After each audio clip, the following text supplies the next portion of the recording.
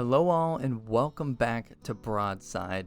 Today we're talking again about the town of Lexington, Massachusetts, but this time we're tracking its progression from the 1770s to our day to 2287 in Fallout 4. I think it's an interesting way to kind of see how the town develops, and then obviously 2287 hasn't happened yet. We're not in the Fallout timeline, but it's interesting to see this historical place, its interpretation by Bethesda, how it would progress in that kind of timeline and in that environment.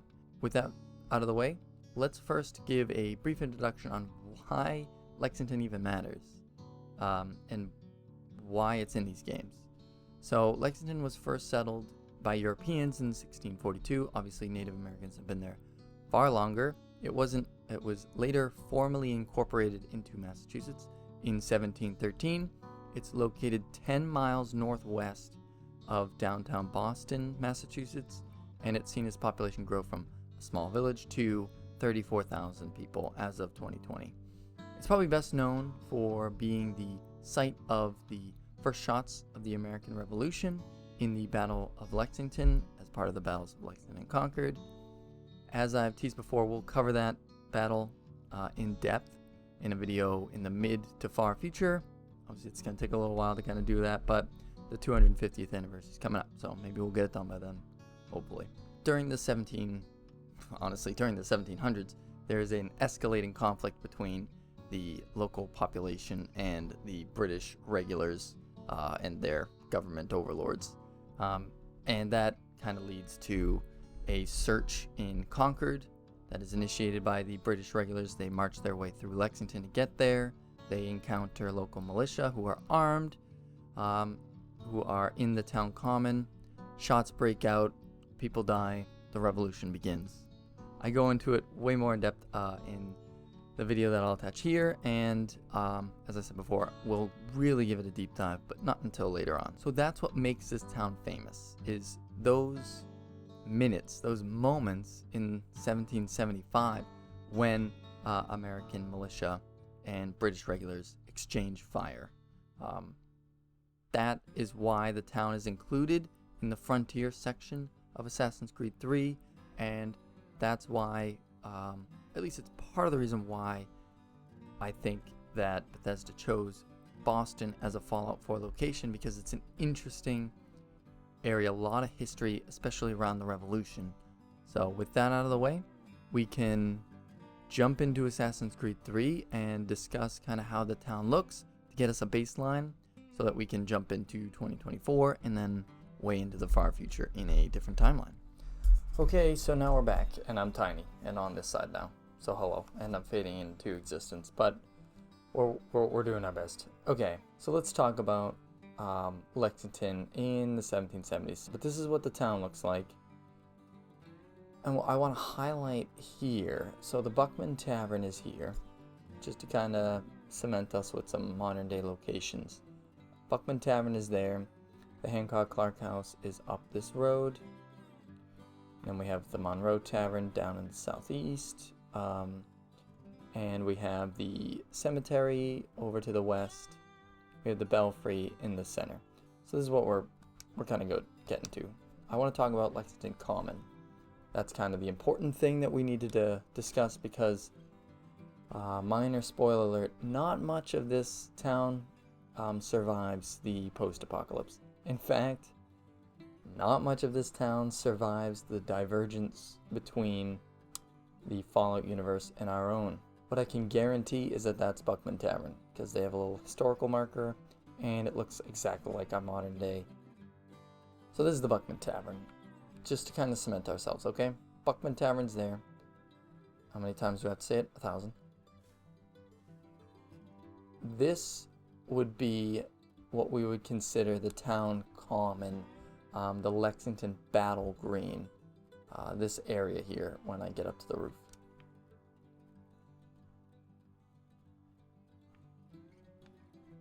Okay.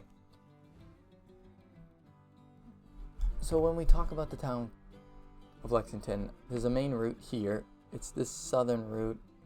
I'm leaning forward. I can't really point to it, but as you can see, it's right along up there. right where this cursor is. This is the southern route that goes up into Concord. That exists today.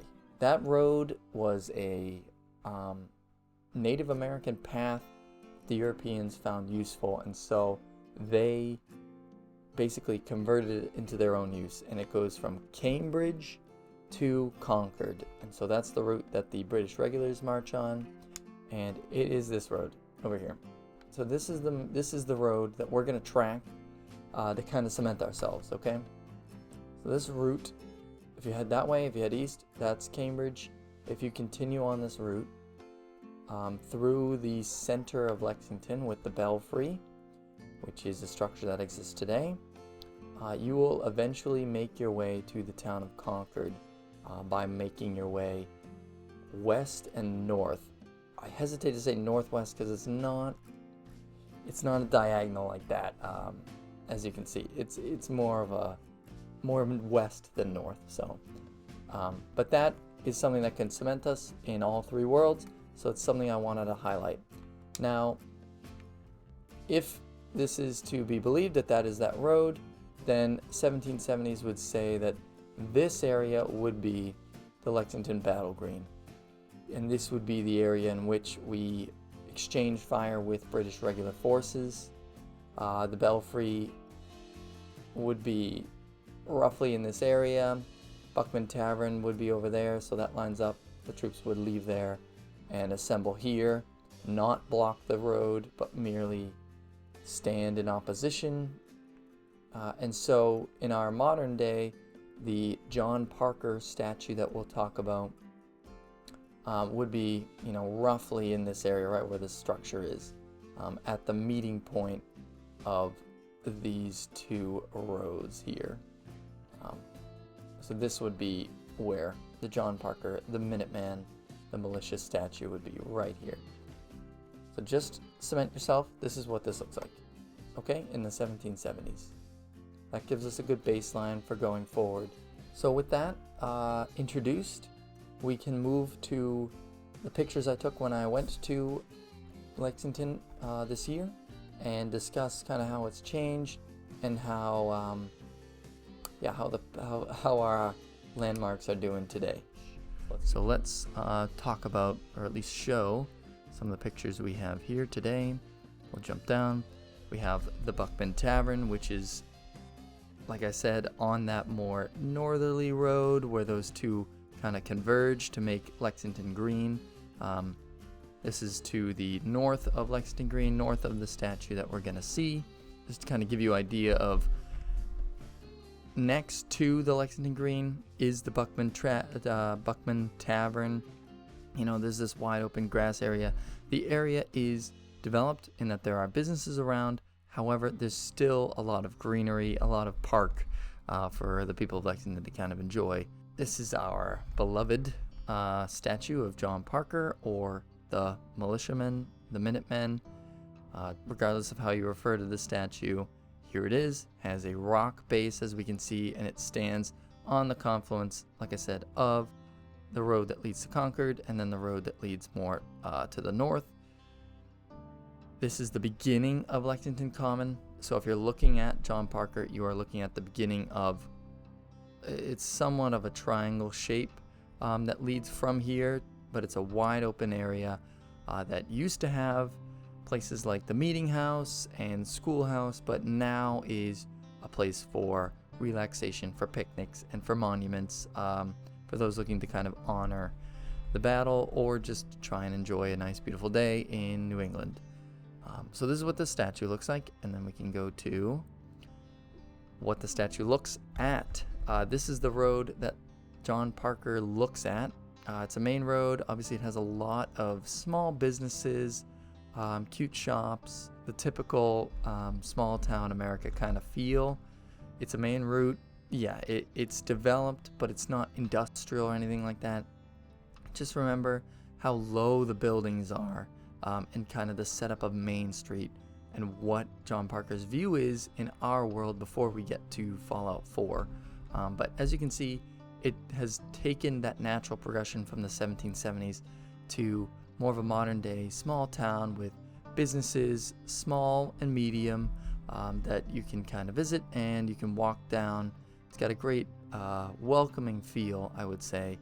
Different from the 1770s, obviously, because there were less people around. Modern day Lexington, I think, is somewhere in the 30,000 area, whereas, 1770s Lexington was way less than that. But this is what John Parker's view looks like nowadays. And then we can get to the next photo, which is what John Parker's butt is looking at behind the John Parker statue. This is Lexington Battle Green in all its glory. We have different monuments over there. We have one far back to where the militia who died are now buried. Oddly enough, they were originally buried in the cemetery that's way into the back. You can kind of see the church steeple over there. They were originally buried there, moved to the place where they were killed in the 1830s. But this is what Lexington Battle Green Common looks like. This is what it looks like today. Visitors can enjoy a nice wide open space. There is a flagpole here. And this, it doesn't obviously look like it did in the 1770s, but it's not too far off in that it's an open area for town purposes. And a lot of why that town, like I said, is known is because of that battle, and it happened right there. So the town felt it was important to kind of preserve this area, to put monuments, to kind of mark where lines were, where soldiers fell, and write down the words of those who kind of made a difference in the American Revolution, or at least, did their own part. So this is what it looks like today. And obviously to our directly over there is Buckman Tavern, and we have a church and a graveyard far over there. If we're talking Monroe Tavern, it's way back on that main road. The road to our Weatherman style to our left, that is the route from Lexington to Concord, the one that comes from Cambridge. And if you're on the right, then you're headed more towards the Hancock Clark House. You're more headed towards modern day Burlington and Billerica as well. So this is what the town common looks like, and this is what's going to give us our biggest kind of cementing factor for this video is the Lexington Battle Green. And we will now jump into Fallout 4 and kind of see what Bethesda interpreted this town would evolve into by 2077. And then we'll talk about a little bit of the debris caused by the raiders and obviously the post-apocalypse. So there we go. So when we look at the map in Fallout 4, and we go to Lexington and we zoom in here, so we see a triangle. I feel like a conspiracy theorist. Triangle. See a lot of triangles here. We see the triangle here. This is the Lexington Battle Green in Fallout 4. Obviously, when it comes to Fallout 4's timeline, we basically see mankind in the Fallout universe and our universe diverge somewhere in the mid-1900s. They follow a different path than us. So, in this timeline, the Battle Green still exists. But I do have to warn you, it is dramatically different from our Battle Green. And the people in the Fallout universe didn't treat it very, very nicely. So prepare yourself. But what I want to emphasize here is, so if this is the Battle Green, which I will prove it is, this southern route would be the route to Concord. But obviously, in this timeline, the people felt that that route, which had existed for a long time, and had tied them to the city of Cambridge, which would be down here, needed to be altered in the northerly direction. So, moving from Lexington, following this path, it breaks far north and then no longer has its own kind of route. It's a T-junction where it changes, and then you can kind of take a southern route to jump into another route that brings you well north to the Museum of Freedom in Concord. Obviously, that doesn't necessarily line up with our own world, where Lexington is here and Concord would be right around here, right about where Walden Pond ends up being in this world. But we're just going to have to take for granted that the Fallout universe somehow this makes sense, where Lexington and Concord are further apart in a northerly direction than I think maybe is factual for our own world, and that's okay. As we approach from that route from Concord, you can see we have found the John Parker statue and Lexington Common.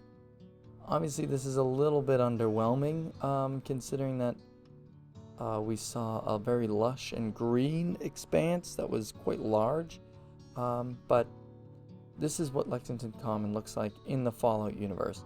So by the year 2077, they felt like it needed to be shrunk quite dramatically, and the John Parker statue has been elevated from rocks to a more stone structure. They also altered the design of both the plinth and the statue itself. And yes, as we can see, the town common in Lexington, the battle green, is quite different than it is in our world. When we look at it from the Boston angle, looking, I guess, towards Concord, which is where John Parker statue should be, so he's been moved from the southeastern portion of the town battle green, the town common, to the, I guess, almost northwestern, more western than north section of the battle green.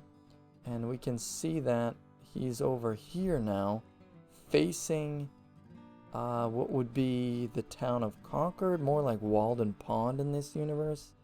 Not exactly sure why the citizens would feel that that was necessary.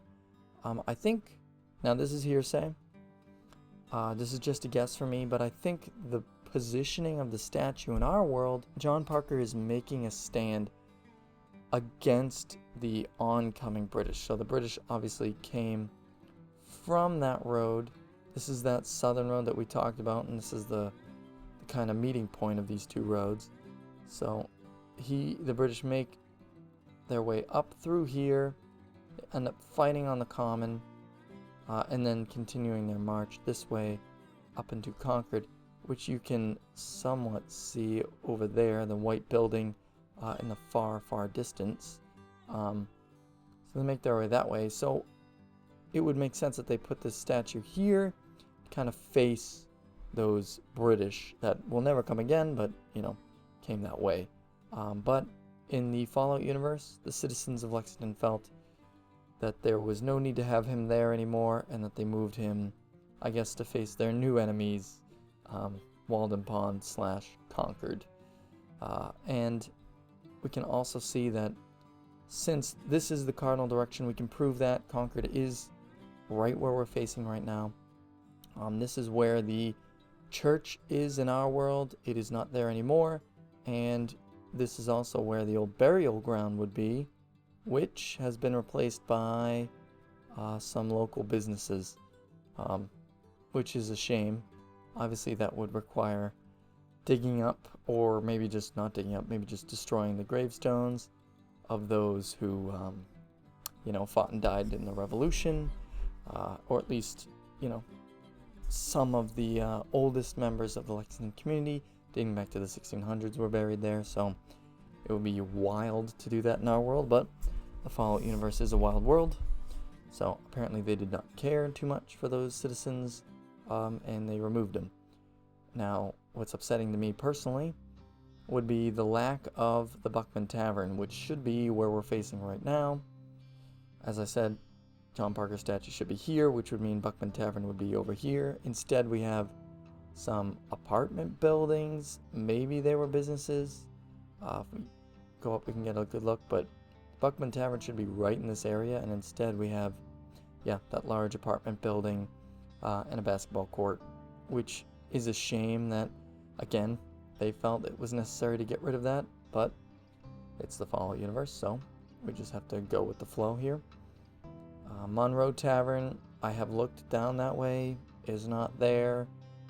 The Belfry, which is should be located over there, where we're looking now, is not there anymore. Instead, there's a large plant. I think it's a Corvega plant.